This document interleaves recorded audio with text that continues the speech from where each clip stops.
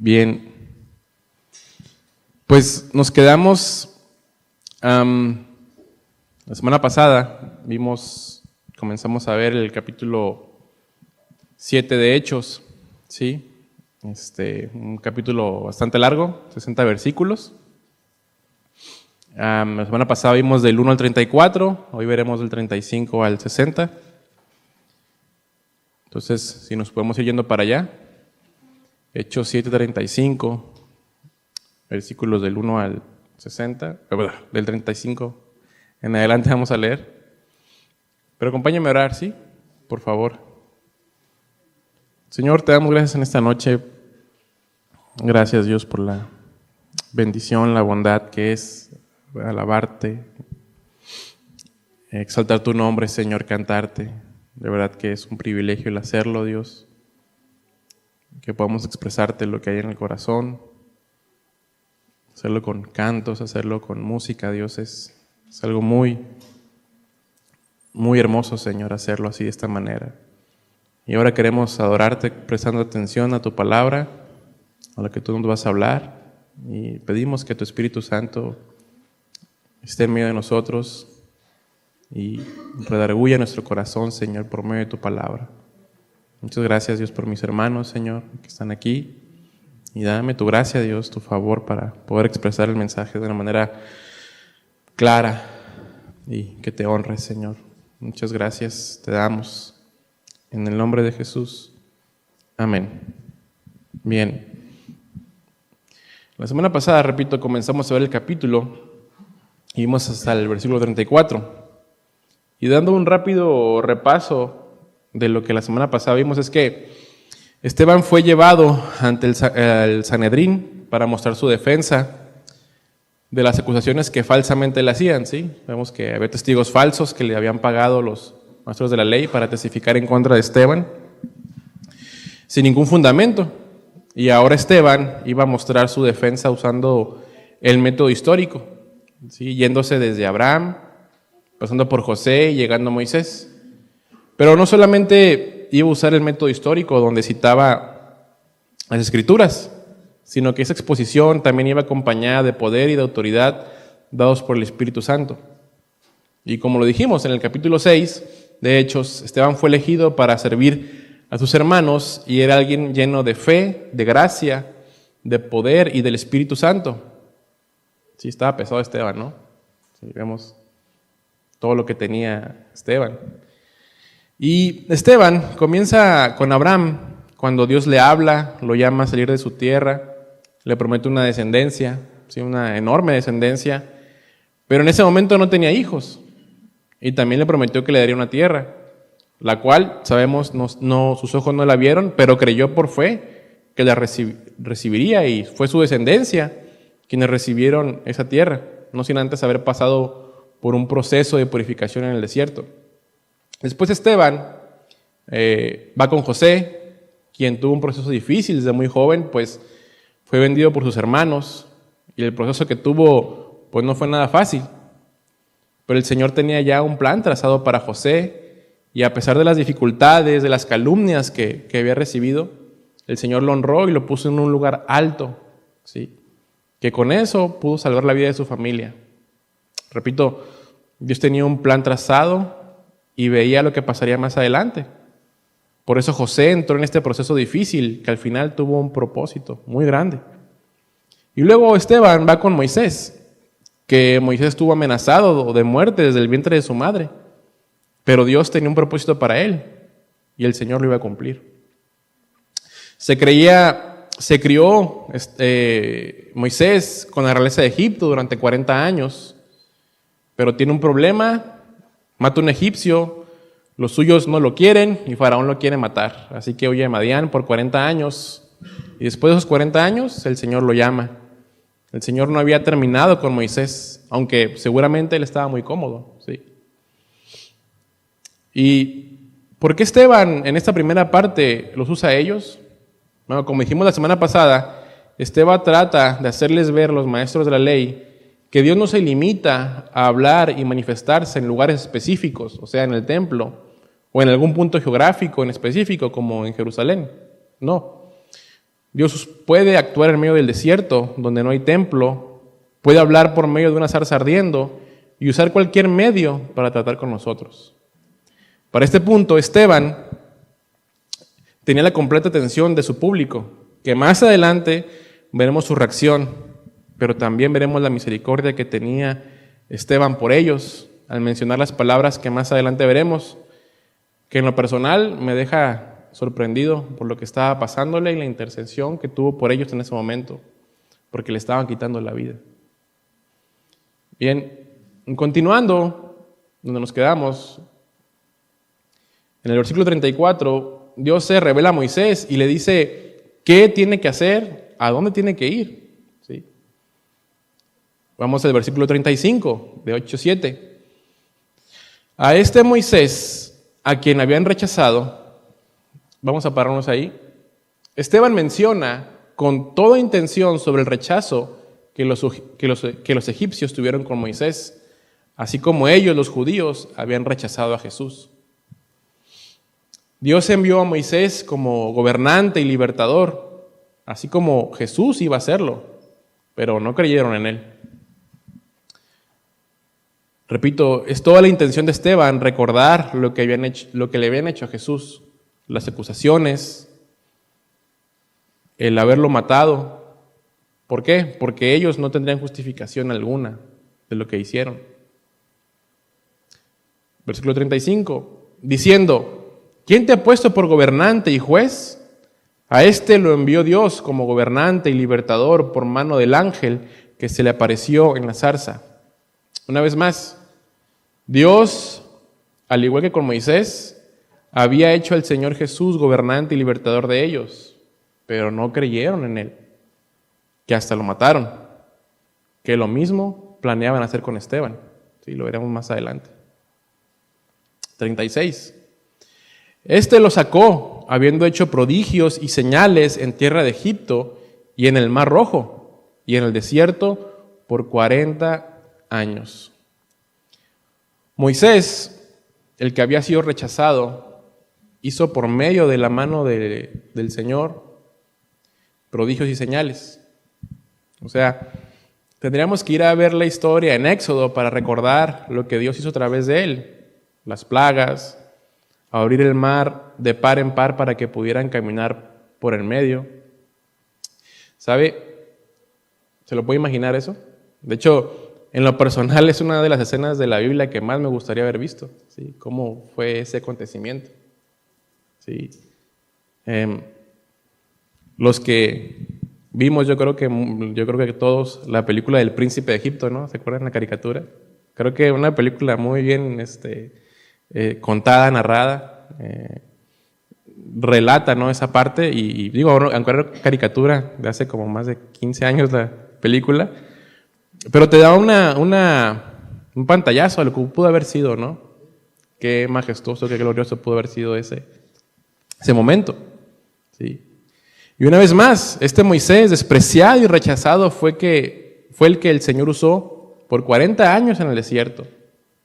Y ver día tras día la gloria y el poder de Dios. Ver caer maná del cielo, las aguas que fluyeron de la peña y de la derrota de Amalek. ¿Sí? Así que no nos desanimemos, hermanos. Si ante los ojos del mundo no valemos y nos rechazan, pues mejor alégrese, porque el Señor sí tiene un plan para usted y es de un valor incalculable, pues es su Hijo. Y Él no ve lo que mira el hombre, sino Él ve el corazón que podemos tener para Él. Versículo 37. Este Moisés es el que dijo a los hijos de Israel: profeta os levantará el Señor vuestro Dios de entre vuestros hermanos como a mí, a Él oiréis. Moisés, el libertador de Israel en Egipto, estaba anunciándoles desde ya la venida del Mesías, que sería levantado por Dios, así como él había sido levantado y que a este mismo lo iban a oír. ¿Sí? Esteban estaba introduciendo poco a poco la figura de Jesús de Nazaret, que había sido anunciado por Pedro ante los judíos como el profeta esperado, ¿sí? Allá en Hechos 3:22. Y Esteban le está diciendo, desde Moisés estaba anunciado un Mesías y ustedes no lo escucharon. Ustedes no quisieron aceptarlo como su gobernante, como su líder. Versículo 38. Este es aquel Moisés que estuvo en la congregación en el desierto con el ángel que le hablaba en el monte Sinaí y con nuestros padres, y que recibió palabras de vida que darnos, al cual nuestros padres no quisieron obedecer, sino que le desecharon y en sus corazones se volvieron Egipto. El versículo 38, cuando menciona que había una congregación en el desierto, es porque esa palabra se traduce como eclesia, es decir, los llamados fuera, los que Dios había sacado de Egipto y los condujo por el desierto. Esteban está diciendo que a Moisés le fue dada la ley por medio del ángel del Señor. Y eso lo dice porque quiere poner en claro ante el Sanedrín que Dios se manifestó en el desierto y no en Jerusalén ni en el templo. De hecho, lejos de la tierra prometida. Dios se manifestó a ellos y les dio la ley. Pero también era algo que los judíos creían, que la ley había sido dada por Moisés. ¿Sí? Ahora, Esteban era acusado de hablar palabras blasfemas contra Moisés, según Hechos 6:11.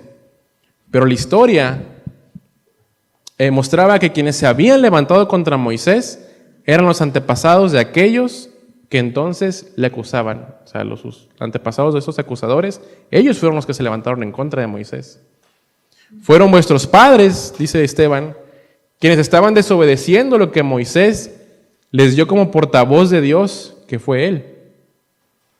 Realmente, aquellos antepasados de los que estaban juzgándole en el Sanedrín se habían hecho desobedientes voluntarios, no tanto a Moisés, sino a Dios que les había hablado por medio de Moisés. Recordemos, hermanos, que lo que digamos aquí es de parte del Señor, ¿sí? Y no desobedecen al pastor, no desobedecen al que está exponiendo la palabra, es a Dios, porque exponemos su palabra, ¿sí? Entonces ellos estaban diciendo no a Moisés, sino a Dios mismo. Entonces, no era Esteban el que rechazaba el liderazgo de Moisés, sino habían sido sus antepasados quienes lo hicieron. Y creo que aquí va tomando un poco más de sentido porque Esteban va dando todo este contexto y mencionando a Moisés de manera puntual, porque al final de su discurso se van a sentir acorralados porque saben que no tendrán excusa, que fueron ellos y su religiosidad que no les permitió ver y reconocer al Señor, aún con las pruebas que tuvieron. Versículo 40. Cuando dijeron a Aarón, haznos dioses que vayan delante de nosotros, porque a este Moisés que nos sacó de la tierra de Egipto, no sabemos qué le haya acontecido. Entonces hicieron un becerro y ofrecieron sacrificio al ídolo, y en las obras de sus manos se regocijaron. Cada vez que leo esta parte de la Escritura, ya sea aquí como lo está citando Esteban o en el Antiguo Testamento, de que el pueblo de Dios vio sus milagros, sus prodigios, sus hechos portentosos. Ya no sé qué otra palabra usar, ¿no?, para magnificar los hechos de Dios. Algo portentoso ya es algo pues inconmensurable, ¿no? Algo que ya no hay. Pues ya, ¿qué más dices? Sí. Bueno, ellos habían visto todo eso. Grandes maravillas. Y a pesar de todo eso, prefirieron hacerse dioses a su imagen para poder adorar. De verdad que puedo quedarme sin palabras. O sea, suena muy absurdo, muy tonto que el pueblo hiciera algo así. De verdad que es algo inimaginable. Pero es que el corazón del ser humano, hermanos, es tan perverso, tan mal agradecido, que le da la espalda a Dios. Pero ¿sabe, hermano? No somos muy diferentes usted y yo a ellos. No somos mejores que ellos. ¿Cuántos de nosotros hemos visto la fidelidad y bondad de Dios en nuestras vidas? En primer lugar, la salvación, ¿sí? Y después de ello, todo lo que con lo que nos ha bendecido, una familia, esposa, esposo, hijos, hermanos, padres, una familia en Cristo, un trabajo, una casa, algún milagro de sanidad, una respuesta financiera y un sinfín de etcéteras que pudiéramos agregar cada uno en lo personal. Podemos palpar la bendición de Dios. Los que tenemos esposa, dice la palabra de Dios, el que haya esposa ha visto el bien del Señor. ¿Sí? Es una bendición palpable. Los hijos, herencia del Señor son los hijos. Es una bendición palpable del Señor.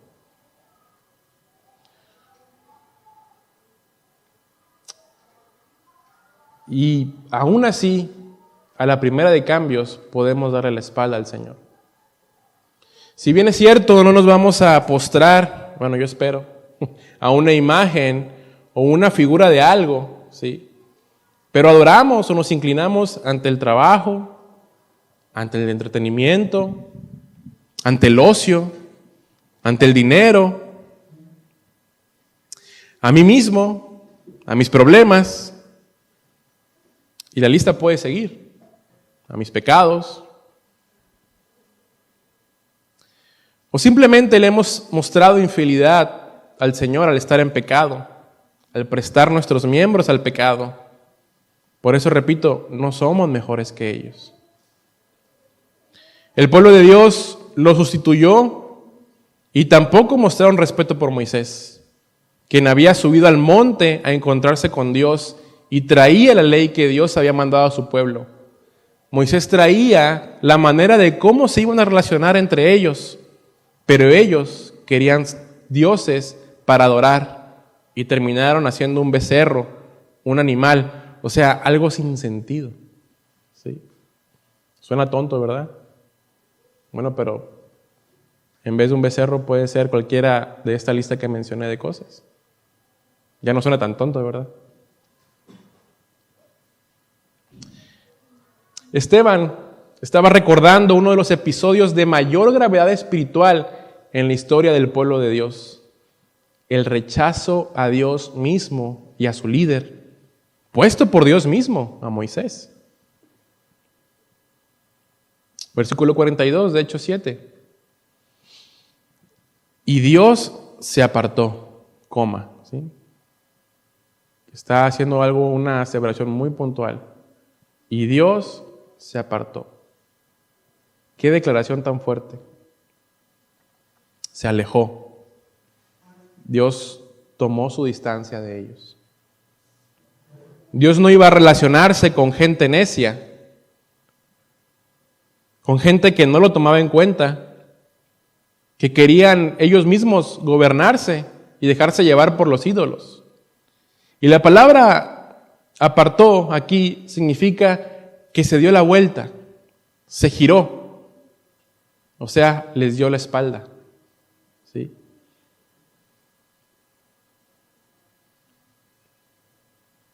Dios no puede relacionarse, hermanos, con gente que no lo considera, que quieren ir en pos de lo suyo, de sus pecados, y no lo toman en cuenta. Dios les dio la espalda. Es un juicio muy fuerte, ¿no cree? Y Dios se apartó, y no solamente se apartó, dice, y los entregó. Es decir, lo transfirió a que hicieran lo que quisieran. ¿A cuántos de nosotros, nuestros papás, después de insistirles tanto en algún permiso, terminaban por decirnos, haz lo que quieras? ¿Sí? No me pasó, pues no una infinidad de veces, pero sí me llegó a pasar. Esa era la peor respuesta que podíamos tener, ¿no? Prefería que me dijeran que no a que me dijeran eso. Porque ya sentía la condenación encima, ¿sí? Y ya no hacías lo que tanto querías a gusto, ¿no?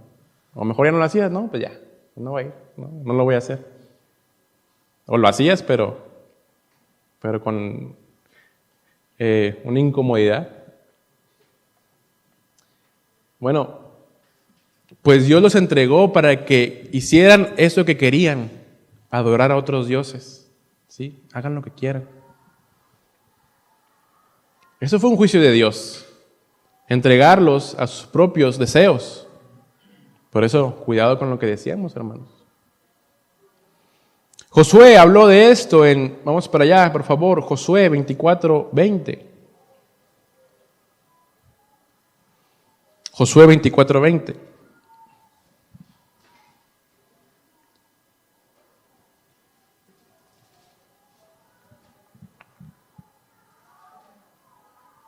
Dice: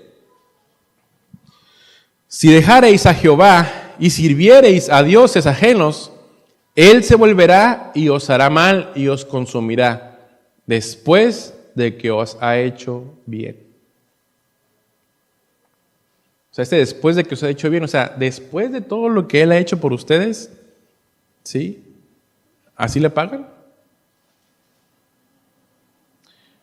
Bueno, es un juicio muy, muy fuerte de parte del Señor. Continuamos con el versículo 42. Como está escrito en el libro de los profetas, aquí Esteban estaba citando las Escrituras para dejar en claro que no era un pensamiento de él, sino que era algo dicho por Dios. Y este pasaje lo encontramos, no vamos a ir para allá, nada más lo vamos a mencionar, en Amós 5, 25, 27.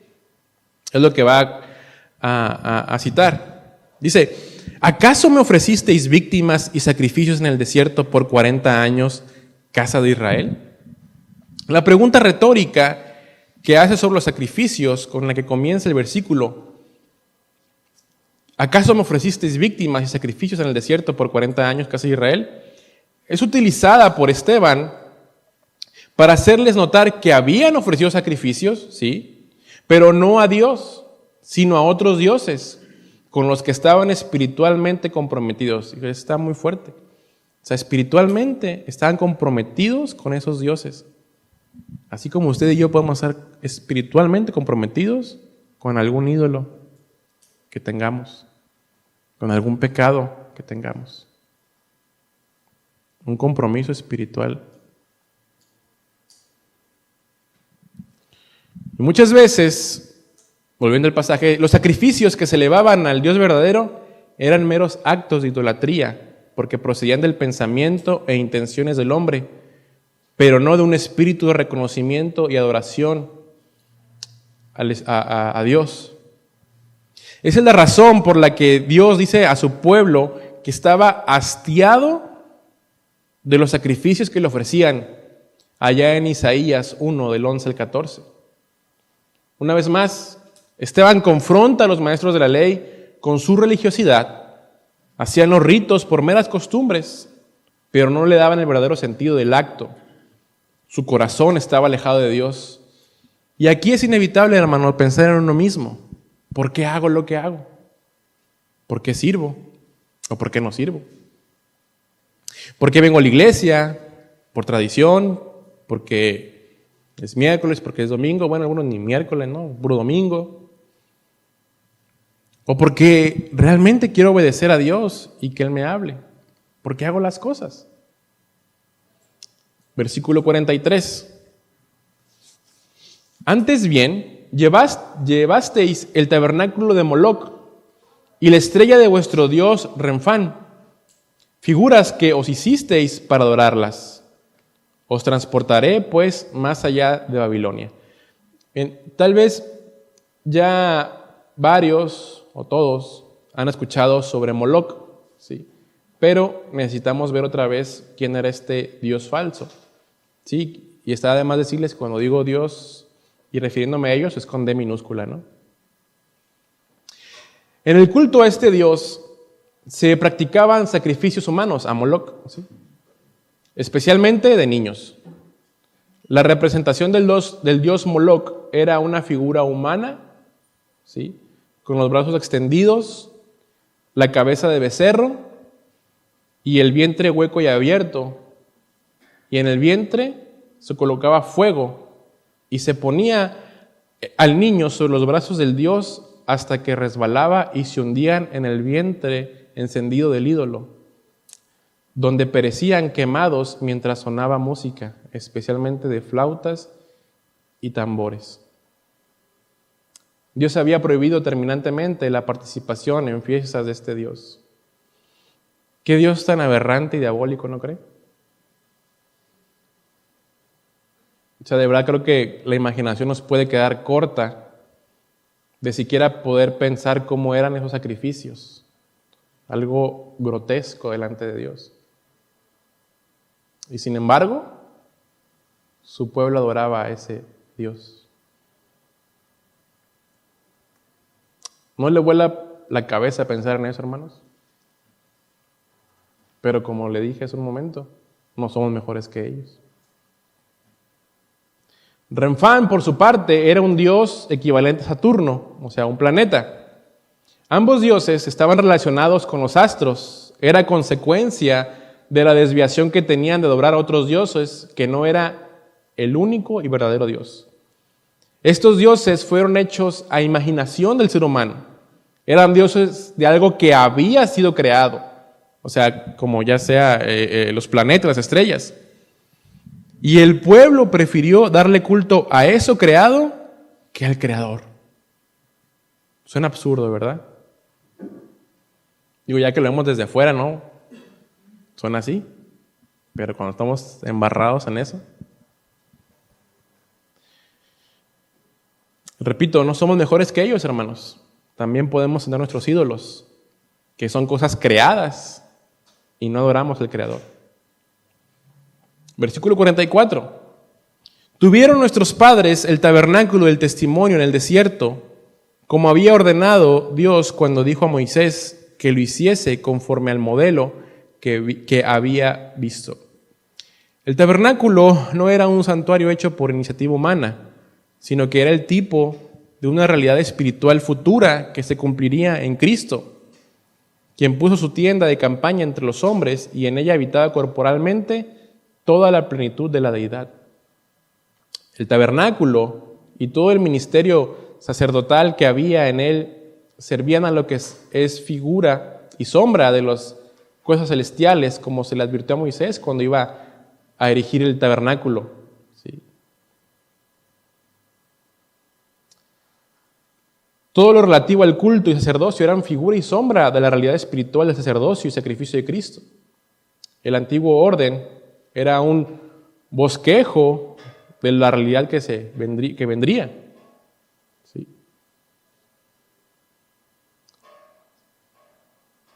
Dios advirtió a su siervo de la temporalidad de ese templo, de ese santuario, que iba a levantar conforme a las instrucciones divinas. Jehová confirmó esta condición de temporalidad cuando llegó el momento en que Moisés iba a levantar el santuario totalmente, es decir, colocarlo en funcionamiento, levantando la tienda y estableciendo los muebles en el interior, conforme al diseño divino. Y el santuario, hermanos, repito, era una maqueta del celestial, lo que vendría. Versículo 45 de Hechos 7, el cual, recibido a su vez por nuestros padres, lo introdujeron con Josué al tomar posesión de la tierra de los gentiles, a los cuales Dios arrojó de la presencia de nuestros padres hasta los días de David. Ahora, el tabernáculo que habían instituido, era una tienda. La podían mover de un lugar a otro, que de hecho eso fue lo que pasó. ¿Sí? Fue trasladado por los levitas durante su travesía en el desierto. En otro momento los filisteos tomaron el arca, pero después la devolvieron. Y ahí es cuando David quiere hacer una casa, un santuario para el Señor, algo fijo. Y Esteban estaba dando estas incidencias con el santuario porque lo acusaban de menospreciar el templo del Señor. ¿Sí? Y les recuerda una vez más que la presencia del Señor no se limita a un lugar físico o a una posición geográfica. Sabemos las historias que el arca era movida y trasladada. Una vez, como le dije hace un momento, se la llevaron, la recuperaron después, Y es ahí cuando David quiere construir un templo al Señor. Versículo 46. Este halló gracia delante de Dios y pidió proveer tabernáculo para el Dios de Jacob. El rey de Israel, que había preparado una tienda para el arca, o sea, David, sentía que su palacio, artesonado y lujoso, contrastaba con la sencillez del lugar que había destinado para que estuviese el arca. Un mueble, sabemos la historia, donde se manifestaba la presencia de Dios y que se expresaba la realidad de su compañía con el pueblo que había escogido. David puso de manifiesto al profeta Natán su deseo para edificar un templo para Dios. Sí, si recordamos, yo no ofreceré, no haré algo que no me cueste. Sí, le dijo a Natán. Y surge una pregunta aquí, hermano. ¿Cómo está el altar de nuestro corazón para el Señor? ¿Hemos preferido adornar nuestros propios intereses? ¿O como David, tenía por prioridad construir un lugar donde el Señor pudiera estar? Repito, ¿cómo está el altar de mi corazón? Esteban sigue recordando asuntos muy específicos para dar a entender a todos los que lo acusaban de menospreciar el templo, que aquellos que consideraban como lugar que se podía adorar a Dios, que puede adorarse sin necesidad de un lugar destinado a ello. Dios está en todo lugar. Versículo 47. Mas Salomón le edificó casa. Si bien el Altísimo no habita en templos hechos de mano, como dice el profeta. Las manos de David, hermanos, estaban manchadas de sangre, porque fue un hombre de guerra. Había matado a mucha gente. No tenía las manos limpias. Por eso él no pudo edificar el templo para Dios, pero su hijo lo iba a hacer, y lo hizo Salomón. Pero Salomón mismo reconoció que aunque el templo era muy hermoso, no podía contener al Señor. Vamos por favor a 1 de Reyes, capítulo 8, versículo 27. 1 de Reyes 8, 27.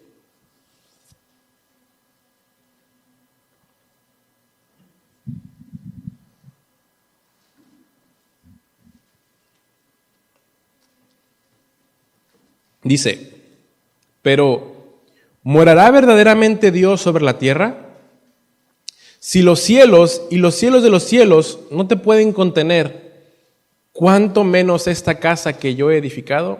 Se la leí en la Nueva Biblia de las Américas, sí, en esa versión.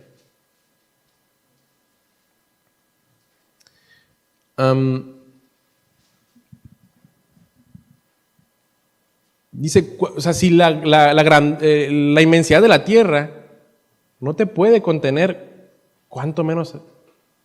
Pues yo en estas 4 paredes, ¿sí? Lo que expresa Salomón. Versículo 49 de Hechos 7. El cielo es mi trono y la tierra el estrado de mis pies. ¿Qué casa me edificaréis? Dice el Señor. ¿O cuál es el lugar de mi reposo? ¿No hizo mi mano todas estas cosas? Aquí está citando Esteban Isaías 66:1. Los falsos testigos habían acusado a Esteban de hablar mal contra el templo y de enseñar que Jesús destruiría el santuario. Pero la identificación que los judíos hacían del santuario como el lugar donde Dios habitaba. Por tanto, la ofensa contra el templo era una ofensa contra el Altísimo, según ellos. A Esteban le interesa hacer notar ante el Sanedrín que Dios no limita su presencia a una casa hecha por manos humanas. El Creador no puede reducir su presencia a un determinado lugar geográfico. De ahí la concreta afirmación que hace ante el concilio: el Altísimo no reside en casas hechas por mano. Para sustentar la conclusión, apela a la Escritura citando nuevamente la profecía. Hermanos, Dios no puede ser contenido por nada. No hay nada que lo pueda resistir. Creo que nos quedaríamos cortos al tratar de siquiera expresar la grandeza de Dios. Por otro lado, los dioses, los ídolos, podían colocarse en algún lugar y ahí se quedaban, ¿cierto? Ahí se quedan, ahí están. Pero ¿y Dios? No existe nada que lo pueda contener o resistir. Sin embargo, este gran Dios habita por medio de su Espíritu Santo en todo aquel que ha creído en Él.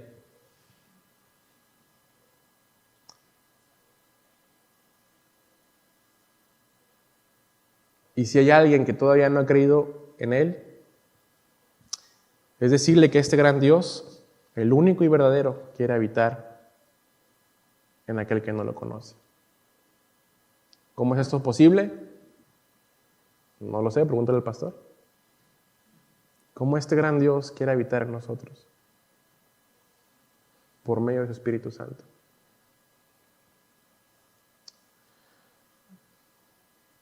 Esteban estaba también demostrando que la adoración a Dios podía ser en cualquier lugar y por cualquier persona, no importando su etnia, nacionalidad o raza.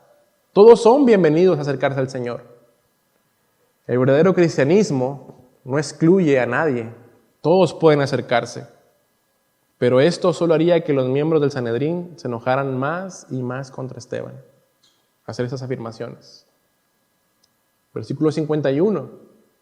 Duros de cerviz e incircuncisos de corazón y de oídos, vosotros resistís siempre al Espíritu Santo, como vuestros padres, así también vosotros. Esta es una forma de llamarlos desobedientes a Dios, gente altiva, gente que se niega a doblar el cuello, que se resiste a llevar el suave y fácil yugo de la obediencia a Dios. La segunda parte de la frase de calificación, que les llama incircuncisos, suponía además un desafío para los oyentes. Ellos, los maestros de la ley, se sentían aceptos delante de Dios, herederos de sus promesas y bendiciones a causa de la circuncisión. Los gentiles eran los circuncisos, ellos no. Ellos no podían recibir bendiciones de parte de Dios. Pero Esteban no les está llamando incircuncisos como señalan en el cuerpo, sino incircuncisos de corazón y de oídos. Esteban les estaba diciendo que por eso resistían al Espíritu Santo. Así como los israelitas rechazaron a Moisés, como los patriarcas rechazaron a José, así ellos rechazaron a Jesús, el justo, el Mesías. ¿Y nosotros, hermanos? ¿Estamos resistiendo el consejo de Dios? Hay que meditar en ello. Versículo 52. ¿A cuál de los profetas no persiguieron vuestros padres y mataron a los que anunciaron de antemano la venida del justo, de quien ahora habéis sido entregadores y matadores?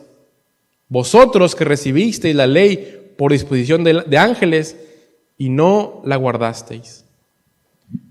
No solo resistían el mensaje de los profetas, porque eran confrontados con su religiosidad y pecado, con la condición interna del corazón. Aparentaban una actitud correcta, pero tenían el corazón contaminado. No lo resistían, sino que también los mataban, porque no podían con ellos. Y así como lo hicieron con Jesús, creyendo ganar, creyendo haber acabado con el profeta, pero la obra de la iglesia iba a seguir, no se iba a detener, y Esteban era muestra de ello. Los miembros del Sanedrín eran desobedientes a lo dicho por Dios, convirtiéndose ellos mismos en transgresores, que tiene que ver con quebrantar voluntariamente lo que Dios establece por medio de su palabra. Este es el pecado, hermanos, de no prestar atención a lo que el Señor dice. Cuando Dios establece un mandamiento, demanda del hombre y mayormente del creyente su obediencia. De ahí que diga en Proverbios 1:24, oye, hijo mío. Sin embargo, el hombre manifiesta un oído duro contra el Señor, porque Él dice, también en Proverbios 1:24, llamé y no quisisteis oír. Ese oído duro, hermanos, es en ocasiones un oído indiferente, ya que no hubo quien atienda el consejo. Y el caso más grave en esta manifestación de desobediencia, lo que Dios establece, es el resultado de un oído arrogante, como Él mismo testifica, o sea, Dios mismo. Desechasteis todo mi consejo y mi reprensión no la quisisteis, según Proverbios 1:25. Este fue el pecado de los maestros de la ley, hermanos.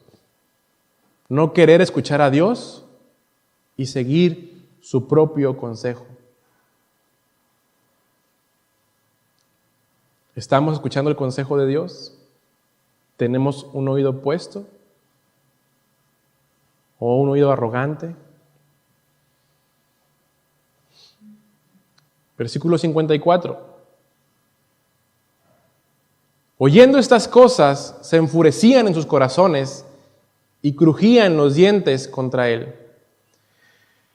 El orgullo, hermanos, el pecado y la soberbia habían sido golpeados por el mensaje de Esteban, pero ellos seguirían en su pecado porque su corazón estaba endurecido. No iban a prestar oído. Estaban resueltos a no hacerlo. O sea, determinaron no seguir el consejo. Determinaron no escuchar. ¿Cómo lo podemos hacer usted y yo? El consejo está, la reprensión está, la palabra, pero podemos determinar no seguirlo. Y es que el orgullo, hermano, es algo tan horrible que nos limita a poder escuchar y ver con claridad cuando estamos en un error. ¿Qué tanto era el coraje que sentían los miembros del Sanedrín, que sus dientes crujían del coraje? Bueno, sinceramente nunca me he visto en esa situación, ni tampoco me ha tocado ver a alguien que haga eso. No sé si usted sí. Pero debe ser una emoción muy, muy fuerte, una sensación muy fuerte. ¿Qué tanto coraje tenían? No podían refutar a Esteban todo lo expuesto. Los había desarmado con la palabra. Y es que es con la palabra, hermanos, que podemos derribar cualquier argumento que se levante contra el Señor y los suyos. ¿Me ayudas, Víctor, por favor? Versículo 55. Pero Esteban, lleno del Espíritu Santo, puestos los ojos en el cielo, vio la gloria de Dios y a Jesús que estaba a la diestra de Dios. Y dijo: He aquí, veo los cielos abiertos y al Hijo del Hombre que está a la diestra de Dios. Los ojos del concilio estaban puestos en Esteban para condenarlo. Pero los ojos de Esteban se levantaban sobre las dificultades presentes y miraba al cielo. Todos ellos, los del Sanedrín, estaban llenos de inquietud y de ira. Pero Esteban estaba lleno de paz por medio del Espíritu Santo. Es el Espíritu Santo quien lo condujo para que pusiera sus ojos en el cielo, literalmente que mirase fijamente al cielo. Dios, quien orienta la mirada de Esteban hacia el cielo, le permite ver su gloria. No se dice en qué consistió aquella visión de gloria, pero sin duda las puertas del cielo se abrieron ante los ojos asombrados y el corazón lleno de júbilo de él. Esteban contemplando la gloria de Dios en medio del tumulto y la turbación de los hombres.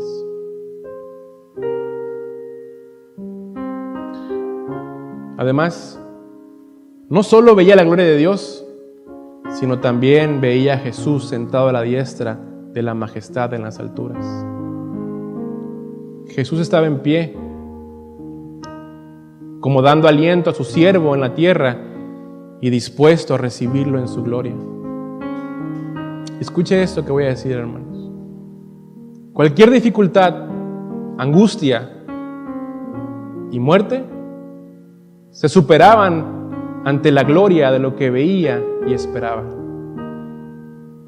¿Qué más podía esperar Esteban?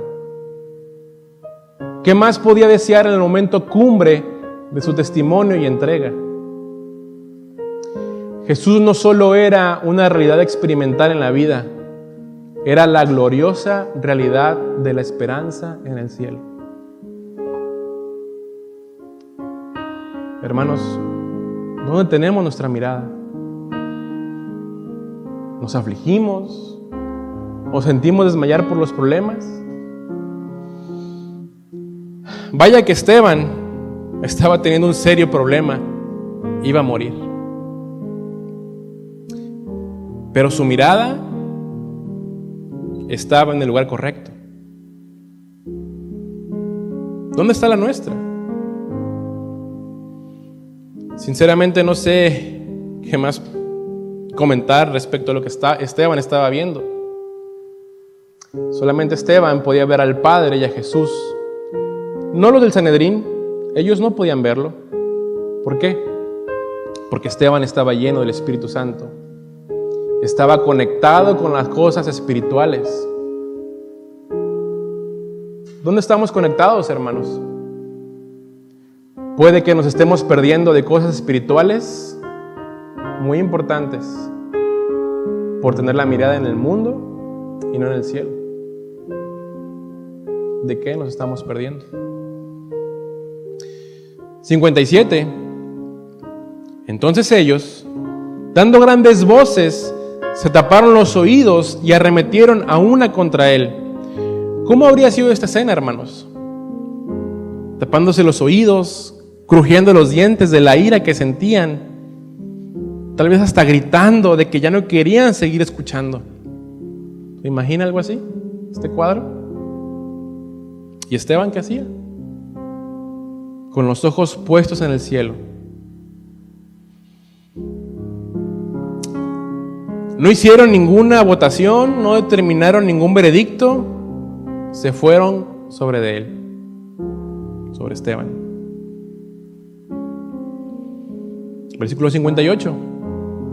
Y echándole fuera de la ciudad, le apedrearon. Y los testigos pusieron sus ropas a los pies de un joven que se llamaba Saulo. Este castigo de apedreamiento es el que usaban para castigar la blasfemia. Blasfemia que quedó refutada por Esteban, pero no quisieron escuchar. Los del Sanedrín no tenían la autoridad para cumplir con esta ejecución. Solamente los romanos. Sin embargo, cegados por su coraje, ellos hicieron su propia justicia. ¿Sí? Se menciona a Saulo, que en el futuro sería Pablo. Saulo en ese momento había estado presente en la exposición de Esteban y ahora sería testigo de su ejecución. Al poner las ropas delante de él, es como si él, Saulo, fuera el que presidiera este acto. El mencionarlo aquí solo es una introducción de lo que más adelante vendría sobre él. 59. Y apedreaban a Esteban, es decir, lo lapidaron. Esta ejecución de lapidar era poner al ejecutado como en un hueco, en un pozo, probablemente hasta las rodillas, y pues te quedaban por aquí, ¿no? Los ejecutores, y lanzaban piedras que seguramente iban quebrando su cabeza, piedras que iban quebrando algún diente, que iban cortando su cara, golpeando su cuerpo. ¿Se imagina esto?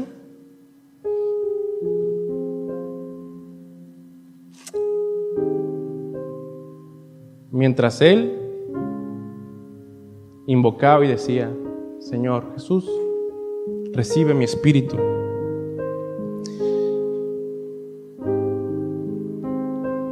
Esteban, hermano, sabía que iba a morir. La muerte venía. Y él invocó el nombre del Señor.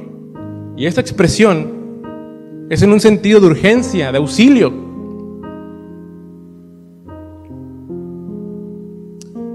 ¿Y sabe quién estaba allí para recibirlo? Estaba Jesús. Vivió como Jesús y también iba a morir de una manera similar como Jesús.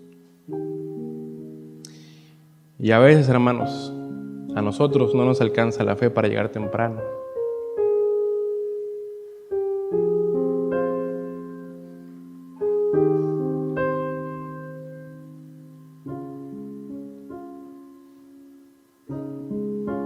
¿Qué podemos decir?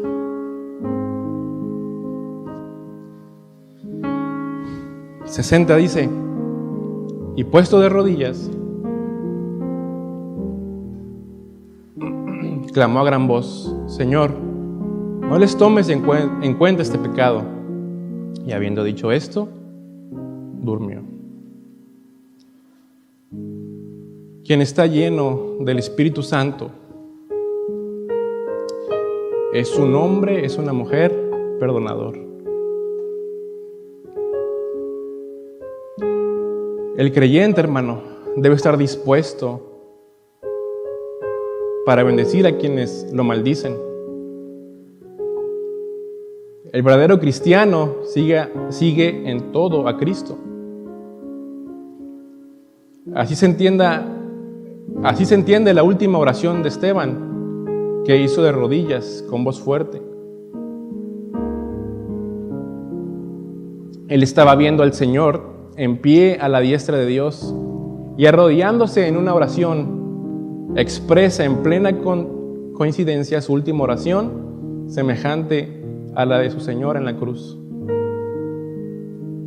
Pide a Dios que no tome en cuenta el pecado de homicidio por matar a un inocente. ¿Cómo habrá recibido esta muerte el Señor, hermanos? Creo que como un olor fragante, como algo de gran estima para el Señor, según Salmo 116, versículo 15. Esteban ya estaba con su Señor y hasta el último momento de su vida vivió con integridad y compasión por Dios. ¿Somos perdonadores, hermanos? ¿Nos ofendemos fácilmente y guardamos rencor? ¿Cómo reaccionamos ante una injusticia hacia nuestra persona? Definitivamente tenemos mucho que aprender de Esteban. Poner nuestros ojos en lo alto, mis hermanos. Eso necesitamos. Y todo lo demás queda puestos a los pies del Señor, al cual no se le puede contener. Esa fue la vida de Esteban. Póngase de pie, por favor.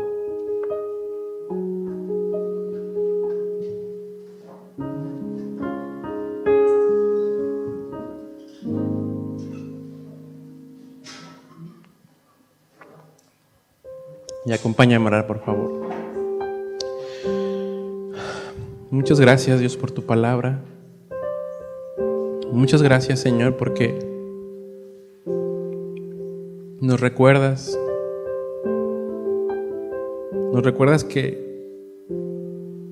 de qué es capaz gente que está llena del Espíritu Santo, de qué es capaz gente que tiene los ojos puestos en el cielo.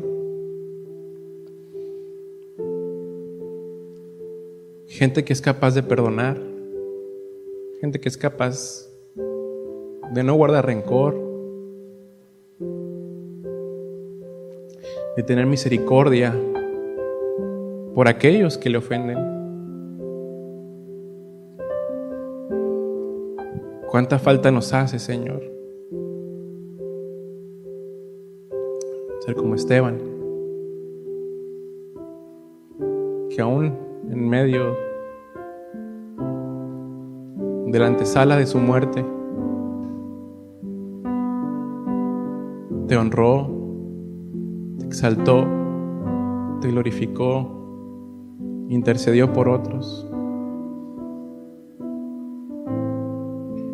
Y al ver ese sacrificio, esta muerte, Señor, tan cruel, hace que nos preguntemos, ¿por qué me desanimo con tan poco? ¿Por qué me alejo con tan poco? Señor, ayúdanos. Aumenta nuestra fe, Señor, nuestra confianza en ti. Y perdónanos, porque muy seguramente hemos puesto la mirada en otras cosas que no eres tú.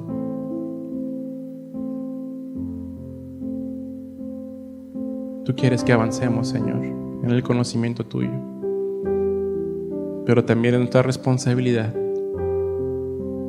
tomar determinaciones para ir hacia otro nivel espiritual. Ayúdanos, Señor. Por favor, ayúdanos, Señor. No podemos solos. Muchas gracias por tu palabra y por tu presencia, Señor, en medio nuestro. En el nombre de Jesús. Amén.